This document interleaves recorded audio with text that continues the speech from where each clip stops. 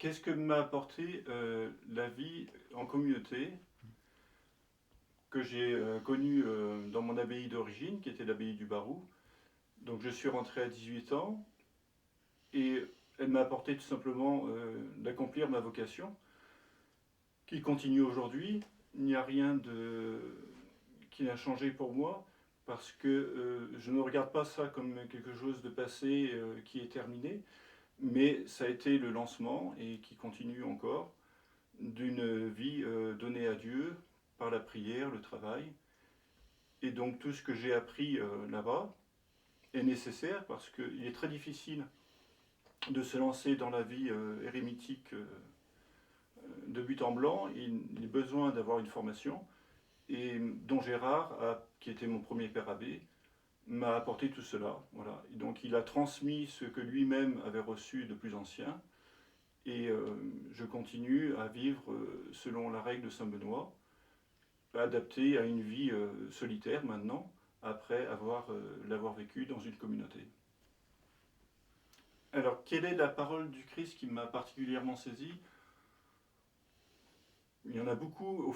En lisant l'Évangile, tous les jours, ou la Sainte Écriture, tous les jours, je suis touché par une parole. Ce qui me touche, c'est justement que si on lit vraiment avec dévotion, tous les jours, la Sainte Écriture peut nous parler. Donc, elle nous touche tous les jours. Mais peut-être, oui, le discours après la scène, il est tellement beau. Le chapitre 17 de l'Évangile de Saint Jean, je l'ai relu souvent, et puis justement pendant la Semaine Sainte, où on en a des extraits, et bien c'est vraiment des versets merveilleux, oui, avec quoi on peut méditer souvent. Quel est mon livre de chevet? Alors pendant des années, mon livre de chevet, c'était la Somme de théologie de saint Thomas d'Aquin. J'ai beaucoup aimé saint Thomas d'Aquin pendant ma jeunesse, parce qu'il m'a structuré, je pense, la pensée. Et puis, il avait une profondeur de vue remarquable, et donc en peu de mots,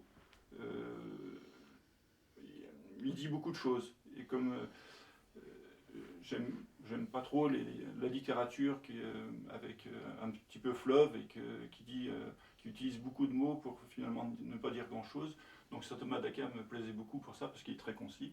Et puis quelques phrases peuvent suffire à faire méditer. Et puis sinon, ces dernières années, la Sainte Écriture est vraiment plus mon livre de chevet. Voilà. Quel est mon héros contemporain? Alors j'en ai parlé il n'y a pas très longtemps dans un article que j'ai mis sur notre petit blog. Donc j'aime beaucoup Mike Horn, donc il se fait un petit peu connaître, il devient un peu médiatique sur des vidéos qu'on trouve sur internet. Et ça fait déjà plusieurs années qu'il fait des choses assez exceptionnelles. Et donc je l'admire beaucoup, parce qu'il a une grande discipline de vie. Et donc c'est ce qui est nécessaire dans la vie monastique, d'être discipliné. Et surtout pour des gens comme ça, qui ont beaucoup de capacité à faire plein de choses. Il a appris à naviguer sur un bateau en voile en quelques heures, à conduire récemment, à être copilote dans le Dakar. Donc il a beaucoup de capacités, mais il a aussi une grande discipline, et des petits détails peuvent être dramatiques. Il peut tout simplement mourir à longueur d'expédition, et il est très attentif aux détails, et il ne laisse rien au hasard, et il poursuit vraiment le but avec une grande énergie, une grande volonté.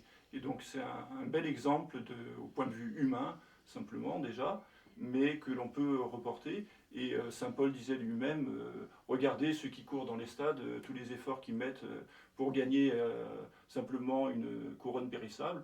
Et donc nous, a fortiori, pour aller au ciel, eh bien, il faut avoir cette énergie-là et cette même discipline. Et donc je trouve que pour ça, c'est un bel exemple. Voilà.